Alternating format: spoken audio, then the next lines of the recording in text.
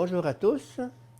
Je continue à vous partager des extraits du volume de bioéthique de Monseigneur Elios Greccia. Quelques principes de la bioéthique personnaliste et leurs corollaires. Le principe de la sauvegarde de la vie physique. Nous avons déjà vu comment la vie personnelle physique de l'homme ne représente pas quelque chose d'extrinsèque à la personne, mais bien la valeur fondamentale de la personne même.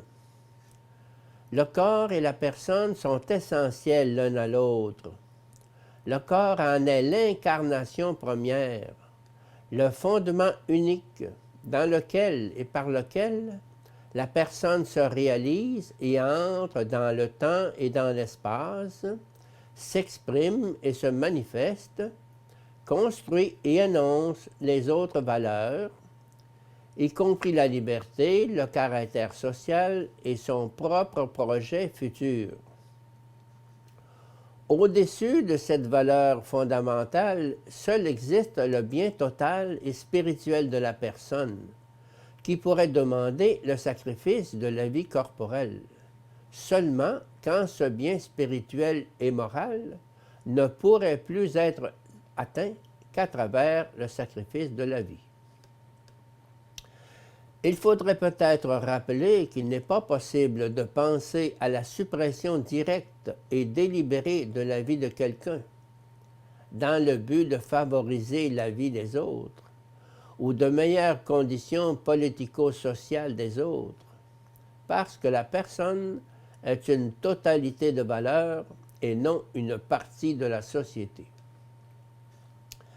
Les plantes et les animaux peuvent et doivent, à cause du lien biologique conforme à la nature, être utilisés par l'homme.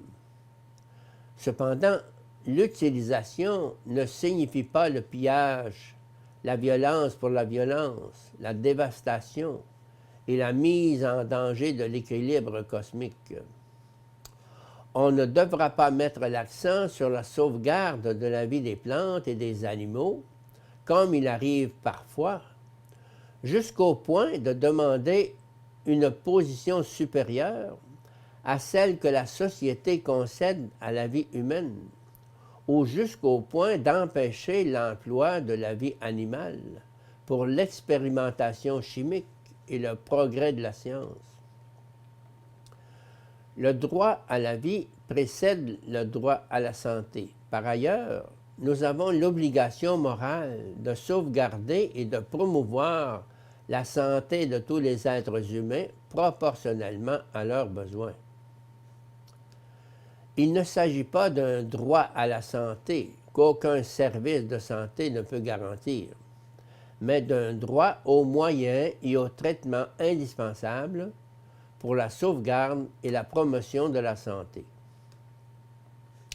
Le principe de la liberté et de la responsabilité. La liberté doit tout d'abord se tenir responsable de sa propre vie et de celle d'autrui. Cette affirmation est justifiée par le fait que pour être libre, il faut être vivant. Et par conséquent, la vie est la condition indispensable pour tous à l'exercice de la liberté.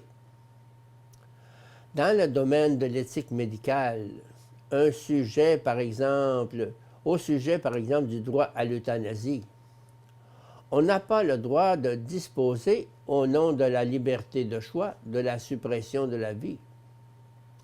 Les traitements obligatoires des maladies mentales ou le refus de traitement pour des motifs religieux en sont d'autres applications. De façon plus générale, ce principe sanctionne l'obligation morale du patient de collaborer au traitement régulier et nécessaire à la sauvegarde de la vie et de la santé propre et à celle d'autrui, ce que l'on nomme alliance thérapeutique entre le médecin et le patient. Il faut bien se souvenir que la vie et la santé sont confiées prioritairement à la responsabilité du patient et que le médecin n'a pas sur le patient d'autres droits supérieurs à ceux que le patient lui-même a à son égard. La conscience du patient ne peut pas être violée par le médecin, mais celle du médecin ne peut pas non plus être forcée par le patient. Ils sont tous deux responsables de la vie et de la santé, autant comme un bien personnel que comme un bien social.